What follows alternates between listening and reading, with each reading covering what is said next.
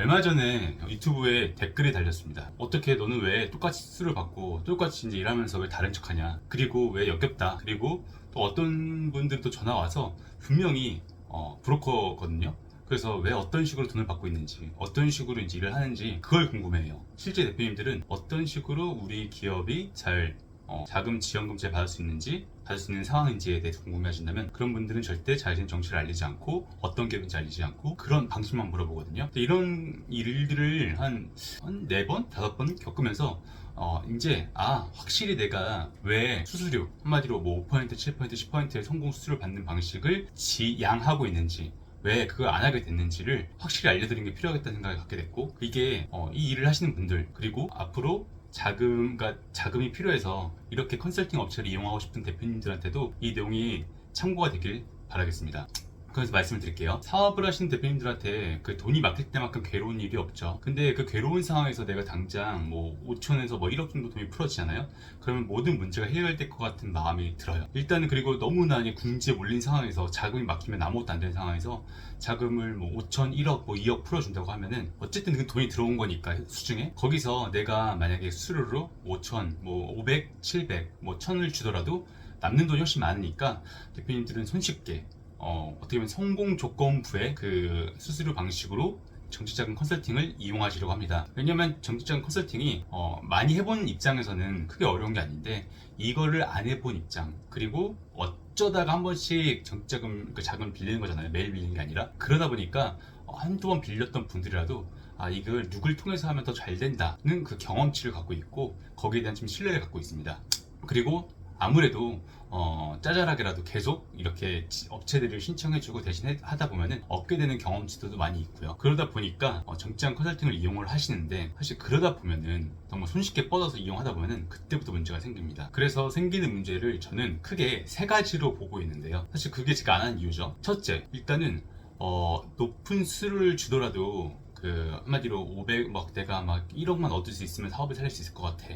그리고 간절하게 업체들한테 그 정치자금 컨설팅 업체에 얘기해서 돈을 받고자 하는 대표님들은요, 대부분은 간절하고 영세하고 힘든 분들입니다. 그분들은 사실 당장에 그 돈만 주어지면 잘 될 거라는 생각이 있으셔가지고 사실 크게 생각을 못하고, 그리고 어떻게 보면 진짜 사막에서 오아시스 구하는 심정으로 썩은 동아줄이라도 잡고자 하는 심정으로 이렇게 정치자금 컨설팅을 5%, 7%, 10%의 수수료로 계약을 하고서 이용을 합니다. 그렇게 해서 되죠? 그렇게 해서 되면요, 일단 당장은 내가 거기서 돈을 주더라도 내가 돈이 남아 있으니까 괜찮다 하면서 이용을 하시는데, 제 원칙상 저도 수수료 방식을 취하지 않았지만 사실 그런 식으로 저한테 먼저 제안을 해주신 분들 좀 있으시거든요. 저한테도 유혹이 됩니다. 왜냐면 당장 안 되면 말고, 되면 큰 수수료를 받고 그 돈을 벌 수 있으니까요. 그리고 저처럼 아직 유튜브가 크지 않은 사람이라도 상당히 그런 제안과 그렇게 같이 하자고 하는 문의가 많이 오긴 합니다. 그리고 그런 식으로 마케팅을 해가지고 만약에 내가 10개업, 20개업 모은 다음에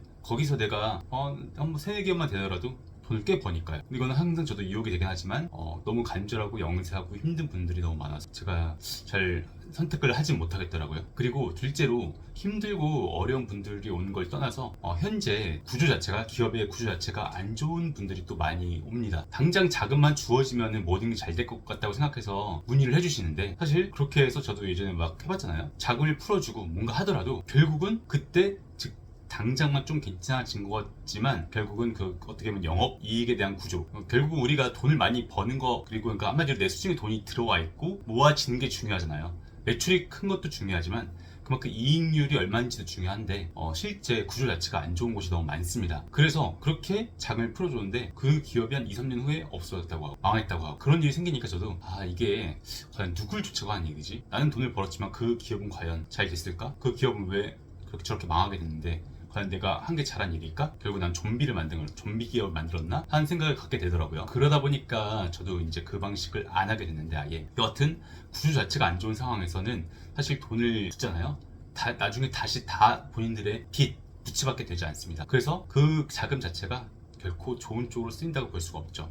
그래서 저도 항상 대표님들한테 부탁을 드리는 게, 제가 관리해드리는 대표님들한테 부탁을 드리는 게, 딴 건 제가 열심히 해볼 테니 매출과 영업 이익률을 잘 잡는 거를 꼭 부탁을 드리곤 합니다. 그 2가지 좀 더 집중해 주시라고. 나머지는 제가 챙길 수 있는 것들이나 잘 될 수 있는 것들, 그리고 가져가야 되는 구조나 그런 것들은 같이 만들어 드리겠습니다. 여하튼 그렇게 그런 기본적인 부분들이 안 돼 있으면서 단순히 자금만 넣어진다? 절대 그거는 그냥 빚만 늘려주는 꼴이 됩니다. 그리고 세 번째로 뭐 이게 가장 이렇게 결정하게 된 중요한 문제라고 이유라고 할 수 있는데, 일단 국가에서 결국 불법과 편법으로 보고 있는 것 같습니다. 제가 근데 사실 이걸 확실히 하고 싶어서 정책금융기관들에 전화해가지고 그 브로커를 막 신고하라는 쪽에도 전화해보고 연락해보고 해봤는데, 거기서도 사실 이거를 정확하게 어떤 불법으로, 그러니까 어떤 법령의 어떤 부분에서 불법인 것으로 아직은 규정해 놓지 못하고 있습니다. 사실 저도 답답해서 한번 마치 연락해보고 알아보고 공부해봤는데 일단은 현재 그게 없습니다.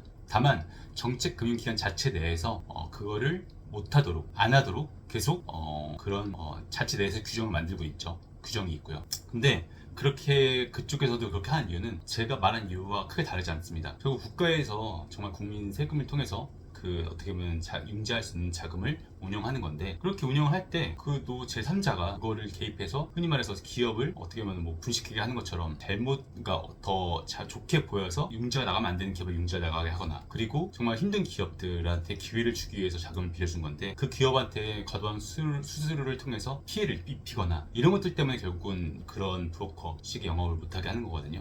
이용을 못하게 하는 거. 근데 그렇게 기관들에서 한마디로 잘못이라고 하고 있는 일을 저는 하기가 싫더라고요.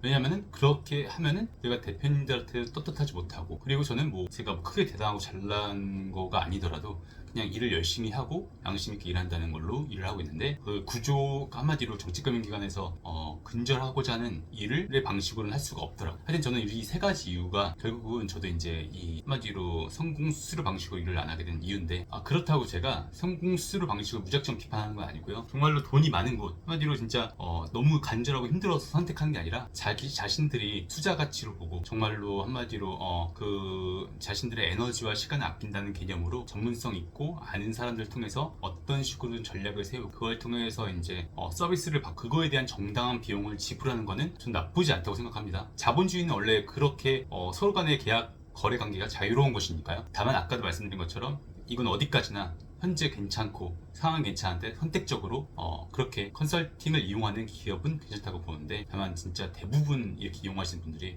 너무 지금 당장 힘들고 급하고 어렵고 간절하고 힘든 분들이라서 저는 이거를 안 좋아하는 것이지 그 자체를 비판할 생각은 없습니다. 그냥 그 구조 자체는요. 근데 현실적으로 그 구조 자체에 들어오시는 분들이 대부분 결국은 장기적인 효과를 못 얻고 있기 때문에 비판을 하는 것이고요. 그리고 제가 또 더불어 마무리를 하자면, 저조차 어떻게 보면 당장의 성공 수수료 방식이 되게 직관적이고 그리고 서로가 쉽게 타당하게 생각할 수 있는 방식이란 건 저도 인정을 하고 이해를 합니다. 심지어 저도 어떻게 보면 뭐 그렇게 성공 수수료 방식을 받으면 훨씬 더 많은 돈을 벌 수 있는데 불구하고 정기 비용 방식으로 이제 돈을 받고 있다 보니까 흔히 말하는 먹튀를 더 많이 당하게 되거든요. 한마디로 저는 전체 컨설팅에서 자금은 일부 자금을 알려주고 하는 건 일부 자문을 해준 건 일부라고 말을 하지만, 결국은 대표님들은 크게 본 목적이었고 그것만 끝나면은 약속돼 있던 시간을 안 지키고 그리고 나머지 컨설팅 관심이 없고 그냥 끝내버리는. 그래서 어떻게 보면은 차라리 저는 만약에 수수료를 받았으면 훨씬 더 많이 받은 기업들이 많이 있는데, 그렇게 좀 중지되는 것들 봤을 때 참 이거는 뭐 컨설턴트나 대표님이나 어느 한쪽만의 잘못이라고 볼 수는 없고, 이 구조 자체가 결국은 그냥 성공수로 구조가 가장 보편적, 그냥 쉽게 직관적으로 이해할 수 있는 방식이 아닐까, 내가 괜히 어려운 길을 걷고 있나 하는 생각을 가질 때도 저도 있습니다. 하지만 아까 위에서 말씀드린 세 가지 방식을 말씀드렸듯이 그런 이유 때문에라도 저는 결국 기업을 위한다면은 일단 그 방식, 성공수를 방식은 장기적으로 취하면 안 되는 방식이라고 생각을 하고, 오늘 저의 이런 저의 생각이죠. 저의 이 의견이 앞으로 이제 정치자금 컨설팅을 받고자 하는 대표님 아니면 하시는 분들한테 조금이나마 참고가 되고 도움이 되었으면. 이상으로 회계열사 팀장이었습니다.